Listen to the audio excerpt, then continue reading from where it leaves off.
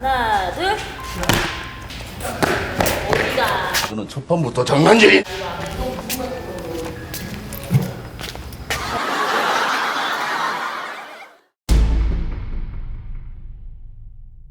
오늘은 제가 여기 좋은 카메라를 놨습니다. 우와. 한번 인사해주세요. 제가 용량 때문에 안 쓰는데. 안녕. 하부. 전륜 서스펜션 가겠습니다. 네. 위시본 타입의 멀티링크라고 봐야죠 이거. 요렇게 해놓고서 저 위에 어퍼암 위시본 형태의 어퍼암을 빼고 스트롯으로 딱 박아놓으면 그게 맥퍼슨 스트롯 방식이 되는 거예요. 이쪽에 3점, 이쪽에 4점이 돼버리면 앞뒤로 유연하게 움직이잖아요. 그래서 변화폭이 넓어져요. 자동차가 움직이면서 다양한 어떤 움직임에 대응을 할 수 있게끔 유연성이 생깁니다. 토우 캠버 변화에도 좀 더 원활하게 반응을 하죠. 근데 예전에는 W25 하면 위에 어퍼암하고 로우암이 같은 형태로 해서 위시본 형태로 똑같이 잡아줬는데 지금은 이제 멀티링크하고 위시본 방식을 혼합을 하는 방식이에요. 섞여 있는 거죠. 네, 지금 이거는 위시본 타입의 멀티링크라고 얘기하는 게 맞아요. 예. 위아래로 잡아준다 그래서 그냥 예전의 방식대로 W25이다 이렇게 표현을 많이 하더라고요. 재질이 뭔가요 이게? 알루미늄, 합금. 그렇죠. 합금을 써야 돼요. 네. 그래서 그냥 알루미늄은 굉장히 무르기 때문에 그 합금제의 비율이라든지 열 처리에 따라서 이제 강도는 달라지는데 자동차에 들어가는 압류가 스틸 대비 같은 이제 두께일 때는 아무래도 강성은 좀 떨어지기 때문에 좀 크게 두껍게 가요. 알루미늄 합금일 경우에 너클도 예. 다이어트 많이 했네요. 다이어트 많이 하고 알루미늄 합금으로. 네, 고급차의 뭐 전형적인 세팅입니다. 예, 고급차들은 이런 식으로 요즘 최근에 많이 세팅을 하고 있고요. 우리나라 차도 뭐 제네시스급은 다 이런 식으로 세팅을 하고 있습니다. 예전에는 그 5 시리즈까지도 맥퍼슨 스트롯 방식을 썼어요. 불과 그 260까지도 맥퍼슨 스트롯 방식이었는데 이제 F10으로 넘어오면서 이렇게 W20번 방식으로 또 정확히는 이제 위시본 타입의 멀티링크 방식으로 이렇게 사용을 하고 있죠. 그 스티어링 기어 여기 앞쪽에 보면 여기 있는데요. 양 PD가 딱 한번 잡아보더니 아기군요. EPS 아니네. 어우, 야 잡아보고 그럼요. 유압식을 사용하고 있네요. 그러니까 요즘은 거의 다 전자식으로 많이 바뀌었는데 또 고성능차 같은 경우에는 아직도 유압식을 고급 모델에도 쓰기도 합니다. 왜냐하면 이제 전자식에 비해서 좀 더 피드백이 정확하다라는 그것 때문에 유압식을 많이 이제 선호를 하는 경향이 있어요. 스테빌라이저가 형상이 재밌네요. 두께가 멀티해요. 가운데는 얇아졌다가 중간에 두꺼워졌다가 또 다시 얇아지고. 네. 어디가 두껍나요? 자, 여기가 조금 얇고 네. 여기가 약간 두꺼워지죠. 그러네. 네. 진짜 여기 좀. 그 다음에 또 여기를 지나면서는 또 또 원래 얇아져요. 두께로. 네. 그 이 두께가 목표하는 두께인데 여기서는 이 힘을 받을 때 예. 여기가 구부러진 부분이 힘을 좀 받아줘야 되잖아요. 그렇죠. 그래서 굵게 만든 거야. 네. 차이 나는 상수를 이렇게 두께로 잡아놓은 것 같아요. BMW 자체 보면 늘 인상적인 게 이 알루미늄. 네, 알루미늄 광산을 사들였나 할 정도. 그 요즘 캐딜락도 네. 그러지 않습니까? 그러니까 그 뒤에서부터 보면은 알루미늄이 확연히 드러나요. 네, 서브 프레임이 이쪽에서 보시면 네, 아 여기 옆에 네, 거기서부터 시작해서 위쪽으로 연결이 쭉 돼 있어서 이렇게 네, 저쪽에 해서 여기까지 나와 있다네. 그렇죠. 여기까지 나와서 그 스티어링 기어를 한번 넘어가서 이 앞에까지 나와 있고 앞쪽으로 그 범퍼 스테이를 앞으로 쭉 뽑아놓은 거죠. 네. 이렇게 놓으면은 밑으로 해서 이렇게 돌출부에 의해 타격되는 사고에서 엔진과 변속기 를 지킬 수 또 있다. 스티어링 기어가 손상이 안 될 수 있죠. 이 고성능 모델에 들어가는 수입차들의 스티어링 기어가 유압식이라도 어마어마하게 비싸요. 저 스티어링 기어가 600 정도 해요. 그러니까 저거 굉장히 비쌉니다. 그러니까 국산차 엔진값보다 더 나올 수도 있어요. 그래서 서브 프레임이 중요한 거예요. 근데 어떤 분들은 야 뭐 엔진 나 밀려 싸고 오면은 서브 프레임 있으나 없으나 똑같은 거 아니냐 하는데 밑으로 살짝 들어오는 사고에 또 서브 프레임이 없으면 변속기 팬이나 엔진 팬 깨질 수 있어요. 네. 그러면 수리를 해야 됩니다. 얘 같은 경우는 이 서브 프레임뿐만 아니라 얘가 있잖아요. 네. 이 서브 프레임이 저 보시면은 위치가 여기가 스티어링 기어잖아요. 네. 스티어링 기어의 앞단까지 딱 나와 있어요. 이렇게. 중요한 부품을 딱 보호를 하는 거죠. 여기까지는 네. 하체에서 충격이 와도 얘는 지키겠다는 거거든요. 그렇죠. 그 또 어떤 분들은 어디서 그런 얘기를 들었는지 H 멤버식으로 하는 게 최신 설계이고 이렇게 우물정자 그 프레임으로 하는 건 옛날 방식이라는 얘기를 들었다. 시기적으로는 맞죠. 아니 그런데 그렇게 되면은 제네시스급 이상의 또 다 H 멤버를 써야 되는데 안 쓰잖아요. 밑에 것만 아래 것들만 쓰고 위에 것들 안 쓴단 말이에요. 그렇게 좋으면 전 모델 다 그렇게 써야죠. 우물정자라는 말이 오래된 거지 이렇게 하부로 해서 프레임을 서브로 들어가는 거는 이게 오래된 방식이라고 이렇게 치부할 수 있는 게 아니에요. 옛날 설계가 아니라 이런 것들은 하부 쪽에 주요 부품들을 보호하고 사고로부터 수리비를 경감시키는 그런 효과를 하고, 그 다음에 진동을 상쇄시키는 역할도 해요, 이 서브 프레임이. 그래서 그런 어떤 여러 가지 종합적인 차원으로 볼 때 고급 모델에는 서브 프레임이 들어가야 된다고 판단을 하니까 현대에서 넣은 거고, 그 밑에 모델은 H 멤버로도 그냥 뭐 안전상에 크게 문제 없으니까 부품감 감수해라, 뭐 이거는 차값이 비싼 건 아니니까 뭐 이런 것까지 서브 프레임까지 기대하냐, 이런 마인드지 옛날 설계 요즘 설계 그 차이가 아니에요. 저희가 그런 거 같으면은 뭐하라 얘기를 하겠습니까? 샌디입니다. 샌디. 센터 디퍼런셜이 들어가 있으면 뭐다? 사륜, 상시 사륜. 네, 네, 상시 사륜이다. 네, 그래서 AWD. 네. 그다음에 4WD에는 뭐가 들어간다? 트랜스퍼 케이스. 그렇죠.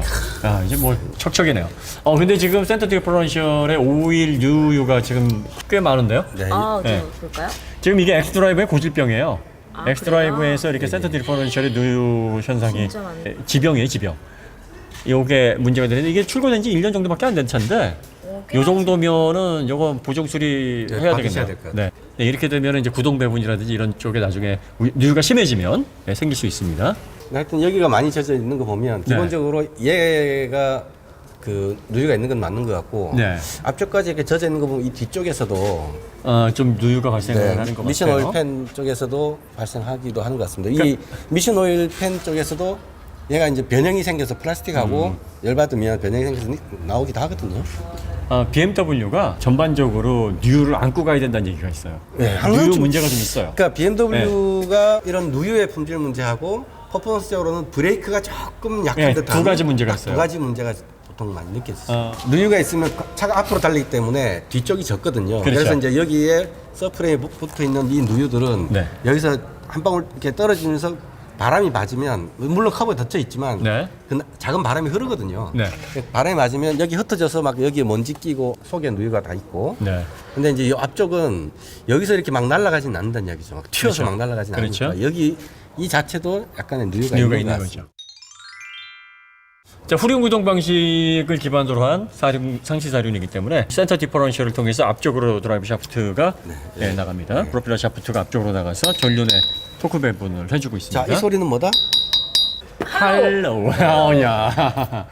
요게 이제 그 다판 클러치 들어 있어서 이쪽에 센서로 인해서 구동 배분을 앞쪽으로 몇 퍼센트를 해줄 것인지를 정해주는 겁니다. 상시 사륜은 구동 배분을 주행 상황에 맞게끔 조절을 해주기 때문에 코너링 포스에 도움이 많이 돼요. 그래서 접지를 유지시키는 목적으로 사용을 많이 하기 때문에 험로 주파용에 최적화되어 있지는 않아요. 그래서 험로 주파를 많이 할 수 있다, 이거 비포장 이런 개념이 아니라 노면이 미끄럽거나 노면 상태가 안 좋을 때에도 접지를 잘 유지시켜줘서 안정적인 드라이빙을 해줄 수 있다. 물론 이제 네. 후륜 구동인 것만에 비하면 주파 능력은 더 그렇죠. 상상은 네, 되는데 네. 험로 주파 용으로 만든 건 아니죠. 건 아니라는 네. 거죠. 그래서 상시 사륜이 그런 특징이 있고. 이 센터 디퍼런셜에서 엔진이 변속기를 거쳐서 힘을 받을 거잖아요. 네. 힘이 이렇게 나가는데 네. 이 축이 네. 네.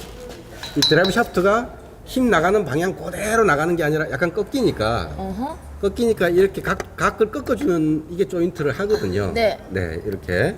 그리고 저쪽에서 다시 각이 꺾이니까 저기도 유니버설 조인트가 있는 거예요. 네. 그러니까 저런 경우는 앞쪽에 구동축하고 네. 이쪽 출력축하고 각도가 약간 안 맞는 거예요. 네. 그래서 각을 이렇게 조인트로 바꿔주는 겁니다. 그래서 네. 근데 뭐 뒤로 나갈 때 보시면 여기 보면 고무가 하나 달려 있거든요. 이게 저렇게 유니버설 조인트가 아니라 고무를 통해서 뒤로 쭉 나가요. 그렇죠. 우레탄 고무를 통해서 쭉 나가는 게, 그러면 얘는 뭐냐? 각이 안 바뀐다는 안 거예요. 바뀌는 거죠. 쭉 일직선으로 쭉 쭉 나간다는 연결이 되어 있는 거예요. 거죠. 네. 각도 그래서 변화 우리 없이. 지난번에 사륜구동 네, 모하비도 렉스턴하고 그렇고, 모하비. 네. 네. 다 유니버설 조인트를 했잖아요. 각이 바뀌기도 하고 차가 움직이기도 하고. 네. 각이 바뀌면 동력 손실이 생기거든요. 생기죠. 손실이 안 생기도록 처음 설계부터 딱 일직선에 맞춰서 해놨다는 거예요. 네. 물론 뭐 이렇게 조인트 자체가 그 손실 없이 각도를 바꾸기 위해서 만들기는 하는데 아무래도 있죠. 아무래도 각이 아무래도 바꾸면 손실이 손실이 좀 생기기 미세하게나마 생깁니다. 차체 보니까 실런트 작업 잘 돼 있네. 역시 뭐 이급에는 뭐 요런데 일부 약간 노출돼 있는데 완전히 노출은 또 아니고 여기도 살짝 뭐가 발라져 있고 안쪽에는 뭐 꼼꼼하게 잘 발라져 있어요. 안쪽에 벽면은 좀 깨끗하네요. 네, 고개는 좀 깨끗하고요. 여기 연료 히터 보이네요. 네, 옐로우 히터. 여기 디젤은 압축 착화 방식이기 때문에 연료가 너무 차가우면 안 돼요. 겨울에 예. 연료 온도가 낮으면 생각했던 만큼 실린더 온도가 안 될 거잖아요. 예. 그래서 데펴주는 겁니다. 네. 히터예요. 잘 돼 있네요. 뭐 이렇게 마감이 이 정도 가격이면 뭐 잘 돼 있어야죠. 머플러 한번 보겠습니다. LNT하고 이제 DPF 방식으로 네. 돼 있어요. 이게 3리터인데 요소수를 안 쓰네요. 네. 이제 곧 요소수 방식으로 바뀌겠죠. 3리터. 요 유로 6가 요걸로도 대응이 되는 거 보면은 DPF하고 린녹스 트랩하고를 대용량으로 썼나 봐요. 네, 그런가 보죠. 네. 예, 덩치도 되게 큽니다. 얘. 특히 얘가 EGR을 대용량으로 써요. 네, EGR을 대용량으로 쓰기 때문에 네. EGR 흡기포트 쪽에 슬러지가 굉장히 많이 낍니다. 네. 아무래도 저 네. 배기가스를 많이 받아들이다 보면 네. 그래서 얘가 선처리가 잘 돼 있어서 네. 후처리 쪽에 요소수를 안 써도 유로 6까지 대응이 되는 건가 봐요. 네. 점점 더 낮아지니까 아마 요소수로 바뀌긴 할 겁니다. 머플러에 녹 없네요. 브라켓에도 없어요. 네, 볼트에도 없어요. 깨끗합니다. 디젤이기도 하지만 네. 이 정도면은 뭐 흠잡을 데 없이 깨끗하네요. 네. 기본기는 잘 돼 있는데 이 누유가 문제네요. 참 네.